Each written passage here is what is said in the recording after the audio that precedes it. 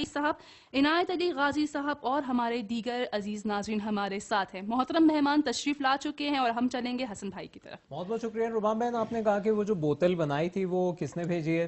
फातिमा ने भेजी हमारे लिए। फातिमा ने भेजी है। मैं एक गुजारिश करता हूँ अपने नाजरीन से, इस तरह का अगर आपके पास आइडिया हो, खुसूसन माहौलियात के तहफ़्फ़ुज़ के सिलसिले में, अगर आप लोगों ने कोई काम किया है, वीडियो बनाना बहुत आसान है। जिस मोबाइल कैमरे से आप तस्वीर लेके भेज रहे हैं, एक मुख्तसर सी वीडियो बनाइए। आप चाहे उसमें चाहे ना हो, आपके यानी मर्जी है, और वो वीडियो बनाइए। कोशिश करें 1 से 2 मिनट के अंदर हो और हम लोग के लिए भेजिए किस तरह आपने बनाई है, और वो इंशाल्लाह हम लोग प्रोग्राम में शामिल करेंगे। मेरे ख्याल में एक बहुत ही अच्छा आइडिया है। तो ये ख़ुद दूसरे हमारे नाजरीन में और इंशाल्लाह के ये पैगाम आगे बढ़ेगा। मुझे देख के और सुन के बहुत खुशी हो रही है कि छोटी सी चीज़ें हैं लेकिन माहौलियात के तहफ़्फ़ुज़ का जज्बा जो है बेदार हो रहा है। खुदा का शुक्र है। बिल्कुल ऐसे ही है। और नाजरीन, आप सबका शुक्रिया अदा करते हैं कि यहाँ तक आपने हमारे साथ दिया। जैसा कि आप लोग देख रहे हैं, डॉक्टर कैसर अब्बास इस वक्त हम लोगों के साथ हैं और हफ्ते भर हम लोगों ने गुफ्तगू की दूसरों के हुकूक के हवाले से, मुख्तलिफ लोगों के जो बयानात हैं या फिर अगर किसी ने कोई अच्छी चीज़ कही है वो आपकी खिदमत में हमने पेश की। लेकिन क्या हम लोग वाकई दूसरों के हुकूक का ख्याल रखते हैं? इस बारे में हम लोग पूछेंगे डॉक्टर कैसर अब्बास है। खुश आमदीद प्रोग्राम में डॉक्टर साहब। माह मुबारक रजब की मुनासिबत से मुबारकबाद पेश करता हूँ आपकी खिदमत में। और हमारे नाजरीन को बताइए कि सबसे पहले हुकूक है क्या चीज़? बिस्मिल्लाहिर्रहमानिर्रहीम व बिही नस्तईन इन्नहु खैरुन नासिरन व मुईन। सलाम अर्ज़ करता हूँ आपकी खिदमत में और अपने नाज़रीन की खिदमत में, और माह मुक़द्दस व मोहतरम व हराम रजब की मुनासबत से तबरीक और मुबारकबाद पेश करता हूँ, और पीशा पीश अमीर अल-मोमिनीन अली अलैहिस्सलाम की विलादत बा सआदत की भी मुबारकबाद पेश करता हूँ तमाम मोमिनीन और मुस्लिमीन जहान की खिदमत में। और अर्ज़ करूँ आपकी खिदमत में आज की रात के बारे में मैं 1-2 बातें आपकी खिदमत में अर्ज़ कर दूँ। मैं भी चाह रहा था कि आप बता दें थोड़ा। आज माह रजब की पहली शब जुमा है। बिल्कुल। तो ख़ुद रजबुल मुरज्जब जो है, इसकी इतनी रिवायात में ताकीद फरमाई गई। वैसे दिन सारे अल्लाह के दिन हैं, रातें सारी अल्लाह की रातें हैं, लेकिन आप देखते हैं कि बाज़ रातों को, बाज़ दिनों को या बाज़ महीनों को अल्लाह ताला ने अपनी रहमत से, अपनी मर्ज़ी से एक मुनफरद शान और अज़मत अता कर दी है। जैसे मसलन हफ्ते के दिनों में जुमा का दिन है, मसलन साल के महीनों में माह मुक़द्दस रमज़ान का महीना है। तो इसी तरह से माह रजब भी उन महीनों में से एक महीना है कि जो हराम महीने यानी मुहतरम और मुक़द्दस महीना।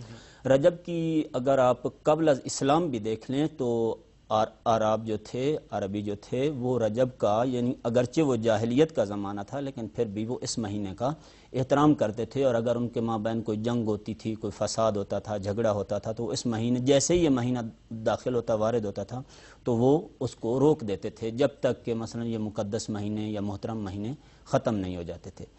उसके बाद जब दीन मुबीन इस्लाम का ज़हूर हुआ और पैगम्बर गिरामी इस्लाम ने दिनों की और महीनों की और रातों की अहमियत बयान फरमाई, तो फरमाया रजब अल्लाह का महीना है। रजब अल्लाह का महीना है, और इस महीने में आप जितना हो सके अपने परवरदिगार आलम को, जो बंदा साल भर भटका रहा है, वो इस महीने में खुदा की बारगाह में आ जाए तो खालिक कायनात यकीनन इन बाबरकत दिनों में और रातों में उसको उसकी ज़िंदगी की गुज़श्ता गुनाहान जो है वो माफ़ कर देगा। फिर फरमाया गया कि इस रजब महीने की जो पहली शब जुमा है वो एक ऐसी रात है कि आप यूँ समझ लीजिए कि उस रात में तमाम महीने के फ़ज़ाइल और बरक़ात जो हैं वो मुज़मिर और पिनहान हैं। जो बंदा आज की रात को, मसलन आज के दिन में ताकीद की गई थी कि 5 शब जुमा जो आज का दिन गुजर गया, इस दिन की भी रोज़ा रखने की ताकीद की। पैगंबर फरमाते जो इस महीने का एक रोज़ा रख लेता है, खुदावंद आलम उसको जन्नत की बशारत देते हैं, यानी जहन्नम से उसको निजात मिल गई, जो फ़कत एक रोज़ा रख ले। और जो ज़्यादा रोज़े रखे तो मफ़ातिहुल जिनान शेख अब्बास कुमी ने उसकी तफसील वज़ाहत बयान की है। मैं अभी बयान करूँ तो वक्त ज़्यादा लग जाएगा, तो अर्ज़ करूँ आपकी खिदमत में कि फरमाया आज की रात को आप कोशिश करें जाग के गुजारें। एक दूसरी बात, आज की रात हो सके तो आप صدقہ دیں. کیسے صدقہ دیں؟ کسی ہمسائے غریب فقیر کے دروازے پہ چلے جائیں. آپ صدقہ تو ویسے ہی دیتے ہیں، ہر روز دیتے ہیں، ہر مومن مسلمان دیتا ہے، کیونکہ صدقے کی شان اور فضیلت اس قدر ہے کہ کوئی بھی اہل علم اور پڑھا لکھا اور سمجھدار اور مسلمان اس چیز سے غافل نہیں ہے، کیونکہ یہ رد بلا ہے، بلاؤں کو روک لیتا ہے، ڈھا لے آگے بلاؤں اور مصیبتوں کے سامنے. یہ صدقہ دینا ہر روز صدقہ دیا جاتا ہے. لیکن فرمایا آج کی رات تم تھوڑا منفرد صدقہ دو. کیسے منفرد صدقہ دو؟ ایک تو نسبتاً زیادہ دو، دوسرا جا کے کسی ہمسائے کو، غریب کو، فقیر کو، جس کو آپ پہچانتے اس کو جا کے دے دو، اور اسے یہ نہ بولو کہ میں نے دیا ہے، بلکہ اسے کہو کہ کسی نے آپ کی طرف تحفہ بھیجا ہے، ہدیہ بھیجا ہے، آپ اس کے حق میں ایک دعا کر دیجئے. فرمایا آج کی رات نماز مغرب اور عشاء کے درمیان ایک نماز ہے، اس رات سے متعلق ہے، شب لیلۃ الرغائب سے متعلق ہے. فرمایا گیا کہ یہ نماز 12 رکعت ہے، جس کو اسی نیت سے پڑھنا ہے کہ نماز پڑھتا ہوں شب لیلۃ الرغائب قربتاً اللہ، قربتاً اللہ، واجب نہیں ہے. اس کی ترتیب یہ ہے کہ اس نماز میں آپ یعنی یہ 2 رکعت کر کے پڑھنی ہے، ہر 2 رکعت کے بعد آپ نے سلام پڑھنا ہے اور اس کو ختم کرنا ہے. نیت ترتیب یہ ہے کہ ہر رکعت میں سورہ الحمد کے بعد آپ 3 مرتبہ انا انزلنا پڑھیں گے اور 12 مرتبہ سورہ توحید پڑھیں گے. جب 12 رکعت نماز آپ کی، اور دوسری رکعت میں بھی ایسے، اور جب 12 رکعت نماز آپ کی پوری ہو جائے گی، اس کے بعد آپ جو ہے ایک دعا ہے مفاتیح الجنان میں لکھی، وہ پڑھیں گے. پھر اپنی پیشانی سجدے میں رکھیں گے اور سجدے میں جا کے 70 مرتبہ کہیں گے سبوح قدوس رب الملائکۃ والروح. جب یہ پڑھ لیں گے، خالق کائنات بے شک سجدے میں ہی سر رکھ کے آپ پروردگار عالم سے جو حاجات آپ کی اس سال بھر دعائیں مانگنے کے بعد آپ کو نہیں ملی، اللہ سے مانگیں. اگر نہ ملے تو بہر کیف دین میں لکھا ہے، اس میں بھی کوئی حکمت ہو سکتی ہے، لیکن وعدہ کیا گیا ہے کہ اللہ تبارک و تعالی آپ کو آپ کی حاجات ضرور دے گا. اور آج کی رات گناہوں سے استغفار کی خصوصی تاکید کی گئی ہے. جتنا ہو سکے گڑ گڑا کے اپنے گناہوں کو یاد کر کے اور خصوصاً بالخصوص جس بات کی تاکید کی گئی ہے وہ یہ ہے کہ زندگی میں یا سال بھر میں کسی کا حق ہم نے ضائع کیا، چاہے زبان کے ذریعے سے، چاہے اپنے اعضاء کے ذریعے سے، چاہے آنکھ کے ذریعے سے، یا جس بھی طریقے سے کسی کا حق ضائع کیا، اس کو یاد کریں کہ میں نے سال بھر میں کس کس کے حق ضائع کیے. اگر واجب الادا ہیں، آپ کے امکان میں ہیں کہ ان کو واجب، تو ان کو ادا کرنے کی پختہ نیت کریں. اور اگر آپ دیکھتے ہیں مثلا کسی کی غیبت کر بیٹھے ہیں، اب دیکھتے ہیں کہ اب جا کے اس سے معافی مانگو، معذرت، تو ایک مثلا فساد برپا ہو جائے گا. فرمایا کہ اس کے لیے آج کی رات بیٹھ کے آپ استغفار کریں، توبہ کریں کہ خدا اس توبہ کی بدلے میں آپ نے جو اس کا حق ضائع کیا آپ کو بھی معاف کر دے گا اور اس کے بھی خدا گناہ معاف کر دے گا. بہت بہت شکریہ، بہت بہت شکریہ. میرے خیال میں انتہائی ضروری آپ نے بہرحال عمل ہمارے ناظرین کو بتایا ہے، جو آج رات کو انشاءاللہ آپ لوگ انجام دیں گے اور ہم لوگ کو بھی اپنے دعاؤں میں یاد رکھیں گے. ڈاکٹر صاحب اپنے موضوع کی طرف واپس چلتے ہیں، حقوق دوسروں کے اور اس کی اہمیت کے بارے میں بتائیے. جی بہت ہی اچھا اور پسندیدہ موضوع ہے. کاش اس پہ بیشتر اور مفصل گفتگو، کیونکہ یہی ایک چیز ہے کہ جس کی اگر ہمارے معاشرے میں لوگوں کو شناخت آ جائے اور پہچان ہو جائے کہ دوسروں کے حقوق کیا ہیں اور ہماری گردن پہ کس قدر ہیں، تو میرے خیال سے سوسائٹی یقیناً سدھر جائے گی. اور جو آج مشکلات ہیں، جرائم ہیں، مثلا کمی کاستی ہماری سوسائٹی اور معاشرے میں ہے، یہ یقیناً ختم ہو جائے. حقوق سے مراد ان حقوق یعنی رائٹس، یعنی آپ کے کچھ حق ہیں جو واجب الادا ہیں. ایک چیز ہوتی ہے جو واجب الادا ہوتی ہے، جس کو ادا کرنا ضروری ہوتا ہے. وہ حق اور وہ چیز یا وہ قرض آپ سمجھ لیں کہ جس کا ادا کرنا آپ کے اوپر یا میرے اوپر ضروری ہے. حقوق 2 طرح کے ہیں. ایک ہے حقوق میرے اپنے اوپر، حقوق بالنفس، اور ایک ہے حقوق اجتماعی جو دوسروں کے ساتھ وابستہ ہیں. اور ایک تیسرے حقوق بھی ہیں، وہ ہے حقوق اللہ. حقوق اللہ اور حقوق العباد. جب حقوق العباد کے اندر ہم آئیں گے تو حقوق العباد میں 2 طرح کے حقوق ہو جاتے ہیں. ایک خود میری اپنی ذات کے میرے اوپر حقوق، مثلا اس جسم کے بھی میرے اوپر حقوق ہیں. کیا حقوق ہیں؟ میں اس کو بلا جواز یا بلا وجہ کسی مشکل میں نہ ڈالوں، میں اس کو مثلا زخمی نہ کروں، میں اس کو چیروں پھاڑوں نہیں. میں یہ تبھی کہا گیا نا خودکشی حرام ہے. کیوں کہا گیا؟ کہ یہ جسم میرے پاس میرا نہیں، خدا کا دیا ہوا ہے، امانت ہے میرے پاس اللہ تعالیٰ کی. لہٰذا اگر میں اس کو ضرر پہنچاؤں گا، تکلیف پہنچاؤں، جسم کا بھی میرے اوپر گویا حقوق ہے، تو میں مجرم ہوں. کس کا مجرم ہوں؟ اس کا مجرم ہوں جس نے یہ جسم مجھے دیا ہے. یہاں تک اپنے حقوق کی بات ہے، مثلا شراب پینے سے کیوں ممانعت کی گئی، مثلا دیگر جو گناہان ہیں، گناہ مثلا یہ جو دین نے امر و نہی کا طریقہ سلیقہ اختیار کیا ہے، اس کا مطلب یہ ہے کہ کسی چیز سے اگر روکا ہے دین نے انسان کو، تو اس کا مطلب یہ ہے کہ خود اس انسان کی اس کے اندر بھلائی ہے کہ اس سے رکے گا. تو مثلا شراب سے روکا ہے، کیا فوائد ہیں رک جانے کے، شراب سے رک جانے کے کیا فوائد ہیں؟ آپ غور فرمائیں. آج کل میڈیکل کی بہت ساری چیزیں سامنے آ چکی ہیں، ان کے اوپر توجہ کریں، آپ کو معلوم ہو جائے گا شراب سے کیوں روکا گیا. اسی طرح سے مثلا باقی جب میں اپنی ذات کے حقوق ادا کرتا ہوں، اس کے بعد پھر سوسائٹی کے اندر حقوق العباد کی باری آتی ہے. حقوق العباد کے اندر مثلا آپ دیکھتے ہیں کہ وہ اجتماعی حقوق ہیں. اجتماعی حقوق میں کچھ میرے حقوق دوسروں پر ہیں اور کچھ دوسروں کے حقوق میرے اوپر ہیں. جب یہ حقوق، ان حقوق کی بات ہوتی ہے تو ان حقوق کو میں 4 شعبوں میں یا 4 حصوں میں تقسیم کرتا ہوں. سب سے پہلے میں دینی حقوق کی بات کرتا ہوں کہ مثلا دینی پوائنٹ آف ویو سے کیا حقوق ہو سکتے ہیں، یا دین کی نظر میں یا دین کے سائے میں رہتے ہوئے. اس کے بعد میں عرض کروں آپ کی خدمت میں کہ اقتصادی حقوق کی بات کروں گا، پھر سیاسی حقوق کی بات کروں گا انشاءاللہ، اور اگر وقت رہا تو اس کے بعد اجتماعی حقوق کی بھی بات کروں گا. جہاں تک دینی حقوق سے متعلق ہے میں عرض کرنا چاہتا ہوں، وہ یہ ہے کہ کوئی بھی شخص کسی بھی دین یا مذہب سے تعلق رکھتا ہے، مثلا میں مسلمان ہوں، ایک مسلمان ہونے کی حیثیت سے میرے اوپر کچھ حقوق ہیں. مثلا جیسے جب تک میں مسلمان نہیں تھا میری مرضی تھی میں کوئی کام کروں یا نہ کروں. جیسے ہی میں نے ایک آئین کو، ایک نظام کو قبول کر لیا، اب میری مرضی ختم ہو گئی، میری مرضی کا عمل دخل ختم ہو گیا. اب اس نظام کا عمل دخل میرے اوپر لاگو ہو گیا. جیسے وہ نظام چاہے گا میں ویسے کروں گا. اگر کرتا ہوں تو میں اس نظام کا فرما بردار ہوں، اس کا پیروکار ہوں، اس کا پابند ہوں، اور حقیقت میں اس کا سچا مثلا فالوور ہوں. اور اگر میں اس کے حکم کی پیروی نہیں کرتا تو بے شک میں اپنی زبان سے کہتا رہوں لیکن میرا عمل اس چیز کی گواہی نہیں دے رہا. اسی طرح سے دوسرے ادیان میں، فقط یہ اسلام میں نہیں بلکہ دوسرے ادیان میں بھی ہے کہ دین کی نظر میں جو حقوق ہیں انشاءاللہ اگلے حصے میں آپ کی خدمت میں عرض کرتا ہوں. بہت بہت شکریہ، بہت بہت شکریہ ڈاکٹر صاحب. انشاءاللہ آپ ناظرین کو بھی گفتگو پسند آ رہی ہوگی، اور رباب بہن بہت ہی اچھی طرح سے، اور کیونکہ اس کو بانٹنا، الگ الگ کرنا، اور الگ الگ ڈاکٹر صاحب انشاءاللہ اس پہ گفتگو کریں گے، اور ناظرین کو بھی پسند آ رہا ہوگا. بالکل اس طرح میسیجز یہاں پر آ رہے ہیں، اور بالکل ڈاکٹر صاحب کی گفتگو کو پسند کیا جا رہا ہے. ذاتی طور پر میرے لیے گفتگو بہت مفید ثابت ہو رہی ہے. مزے کی بات بتاتی ہوں میں آپ کو، ہمارے ساتھ فون لائن پر ایک کالر موجود ہے ابھی. جی ہاں بالکل. تو سلام عرض کرتے ہیں آپ کی خدمت میں. کون صاحب بات کر رہے ہیں، کہاں سے بات کر رہے ہیں؟ وعلیکم السلام، میں امیر علی بول رہا ہوں کراچی پاکستان سے.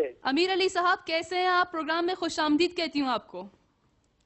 جی میں بہت بہت شکریہ، میں آپ لوگ کا بھی شکریہ ادا کرتا ہوں، صحت ٹیم کا بھی شکریہ ادا کرتا ہوں. جی امیر علی صاحب میں آپ سے پوچھنا چاہوں گی، ہمارے ہفتے کا موضوع، آج کے دن کا موضوع بھی ہمارا چل رہا ہے دوسروں کے حقوق، ہم بات کر رہے ہیں اس پر، کیا کہنا چاہیں گے اس موضوع پر آپ؟ سب سے پہلے تو میں آپ تمام سب کو اور ناظرین کو مبارکباد پیش کرتا ہوں رجب کے مہینے کی، کیونکہ یہ اللہ کا مہینہ ہے اور اس میں ہمارے معصوم بڑی ولادت اس میں ہے. تو میں تمام ناظرین کو اور آپ کو مبارکباد پیش کرتا ہوں. خیر مبارک، بہت شکریہ. اور آپ کا پروگرام ماشاءاللہ بہت ہی اچھا ہوتا ہے، ہم سب گھر والے مل کر دیکھتے ہیں اور انتظار کرتے ہیں کہ یہ پروگرام شروع ہو. اور ہمیں بڑی خوشی ہوتی ہے آپ کا پروگرام دیکھ کے، کیونکہ اس میں آپ کے پروگرام میں ہر چیز ہمیں مل جاتی ہے، صحت کے بارے میں، بیماری کے بارے میں ہمیں بہت ساری معلومات مل جاتی ہے. جی پھر آپ لوگ ٹیکنالوجی کے بارے میں، اسمارٹ چیزوں کے بارے میں آپ ہمیں مفید باتیں بتاتے ہیں، پھلوں کے بارے میں باتیں بتاتے ہیں، ہر وہ چیز بتاتے ہیں جو ہمیں پسند ہے. تو ہمیں یہ پروگرام بہت ہی پسند ہے، بہت ہی اچھا ہے.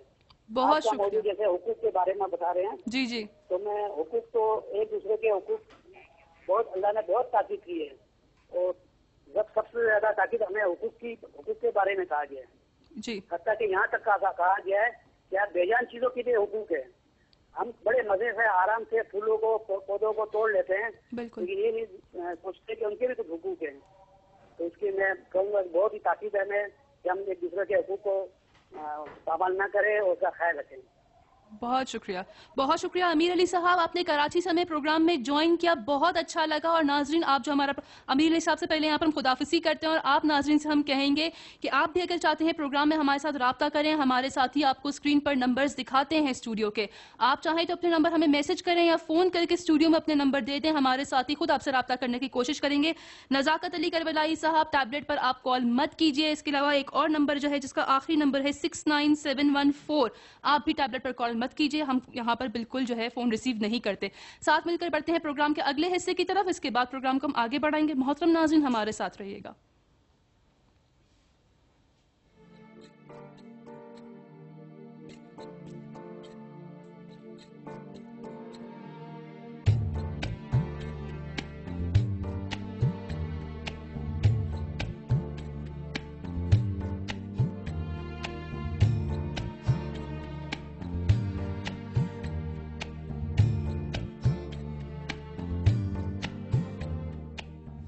जी अजीज नाज़रीन, खुश आमदीद। आप सबका हम शुक्रिया अदा करते हैं। प्रोग्राम के दौरान आप हमारा साथ दे रहे हैं। प्रोग्राम आप सबको पसंद आ रहा है। मोहम्मद अली कश्मीर से हमारे साथ हैं। कुछ खफा हैं हमारे कुछ नाजरीन कि हम उनकी तस्वीरें क्यों नहीं दिखाते।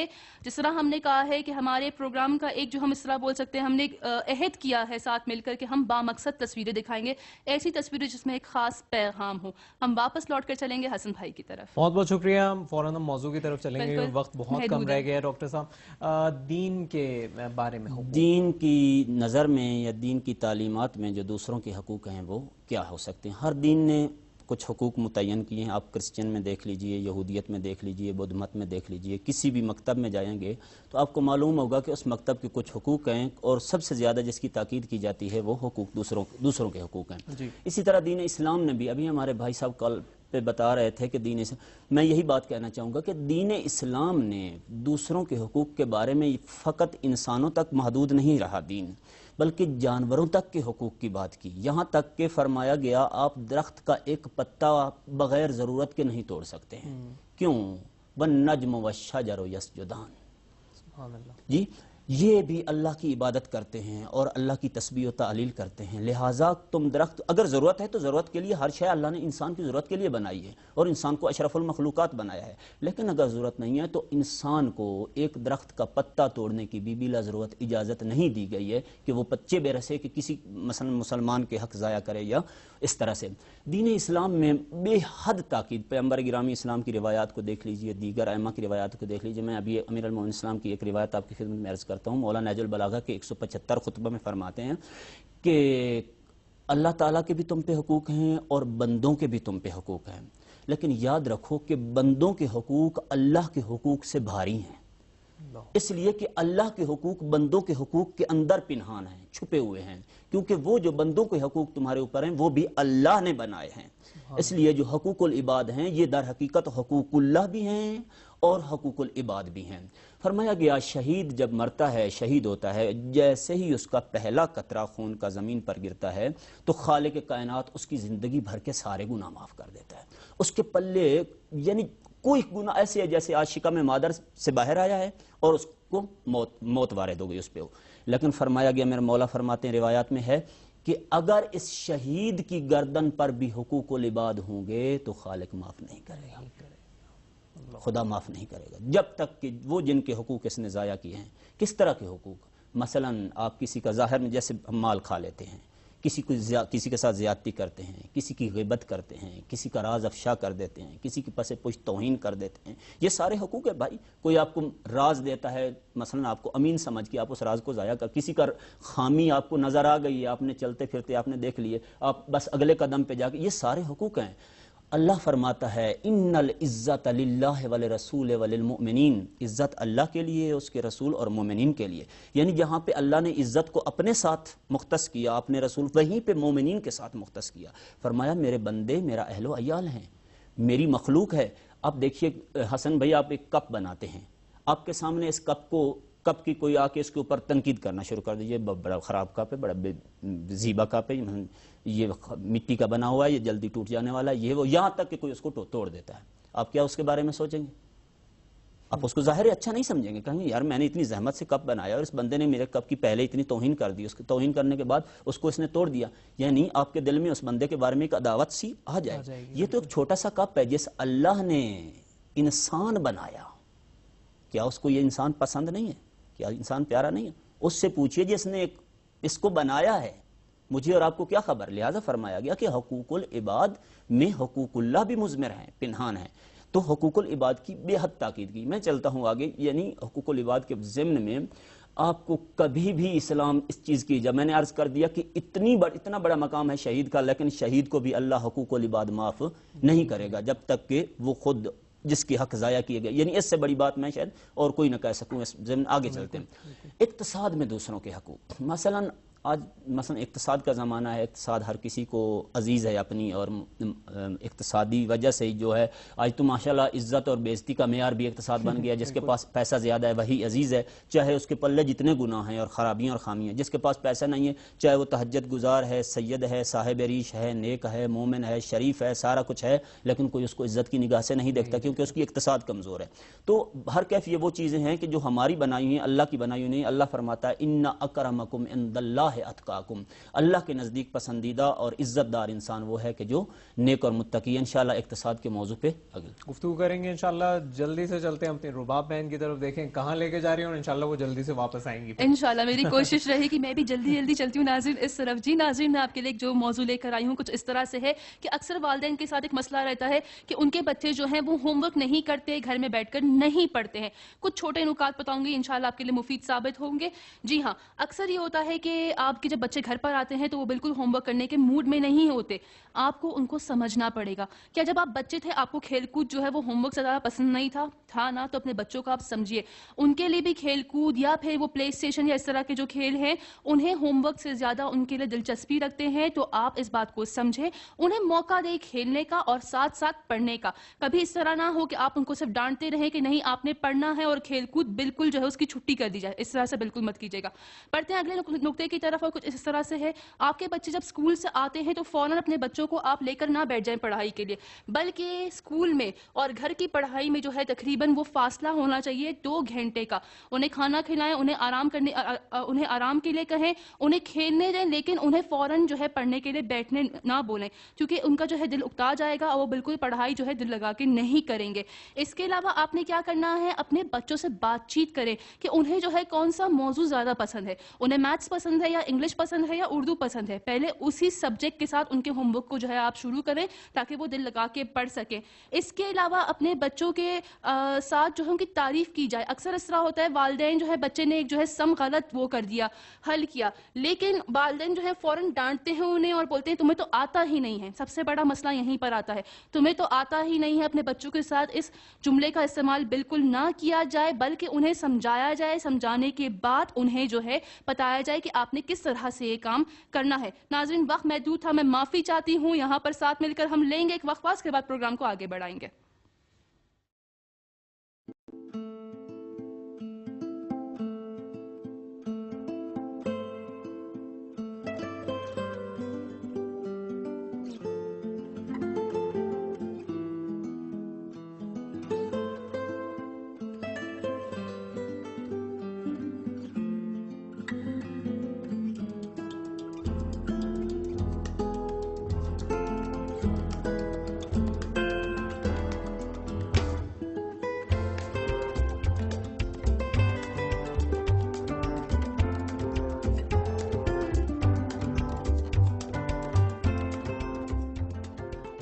جی عزیز ناظرین خوش آمدید. وقت محدود ہے، وقت کو ضائع کیے بغیر ہم واپس لوٹیں گے حسن بھائی کی طرف. جی بہت بہت شکریہ ڈاکٹر صاحب. آپ بتا رہے تھے اقتصادی اور معاشی. جی میں یہ عرض کر رہا تھا کہ اقتصاد جو ہے انسان کی عزت بے عزتی کا وہ نہیں ہے، معیار نہیں ہے، بلکہ انسان کی عزت بے عزتی اور شرافت کا معیار جو ہے وہ اللہ کا دین اور تقوی اور پرہیزگاری ہے کہ جو جتنا شریف اور اچھا ہے وہ. خیر اقتصاد کے ضمن میں آج دیکھتے ہیں کہ کس قدر اقتصاد کے اندر دوسروں کے حقوق ضائع ہو رہے ہیں. مثلا آپ دکان سے کوئی شے خریدنے جاتے ہیں، آپ کو دکھایا کچھ اور جاتا ہے، دیا کچھ اور جاتا ہے. اسی طرح سے مثلا ملاوٹ کی جاتی، بہت ساری چیزیں. ایک مرتبہ پیغمبر گرامی اسلام مدینہ شہر میں داخل ہوئے، دیکھا ایک شخص گندم بیچ رہا تھا. پیغمبر اس کے پاس رک گئے. گندم اس نے زمین پہ سجا رکھی تھی، اوپر سے گندم اس نے اچھی لگائی ہوئی تھی، اندر گندم گھن والی تھی اور مثلا اچھی نہیں تھی. پیغمبر نے ایک مرتبہ اپنا ہاتھ گندم کے نیچے تک ڈالا اور نیچے سے گندم اٹھا کے جو ہے اس بندے کو دکھایا کہ یہ کیا ہے. تو شرما گیا، نیچے اس نے سر جھکا لیا. پیغمبر نے فرمایا دیکھو اپنی اقتصاد کو حلال طریقے سے کماؤ، حرام طریقے سے نہ کماؤ. اور اگر تم ایسے یعنی دکھاؤ گے کچھ اور بیچو گے کچھ اور، تو یہ تمہارا رزق حلال حرام میں تبدیل ہو جائے گا. جو تمہارا باطن ہے اسی کو آپ سامنے رکھیں، پیش رکھیں. ڈاکٹر صاحب معاف کیجیے گا، ہم لوگوں کو اشارہ ہو رہا ہے کہ وقت ہم لوگوں کے پاس بہت نہیں رہ گیا ہے، تو ہم آپ سے واقعی معذرت خواہ ہیں، آپ کی گفتگو ادھوری رہ گئی، لیکن میں آپ سے وعدہ کرتا ہوں کہ انشاءاللہ بہت جلد اس موضوع پر ہم لوگ تفصیلی طور پر گفتگو کریں گے.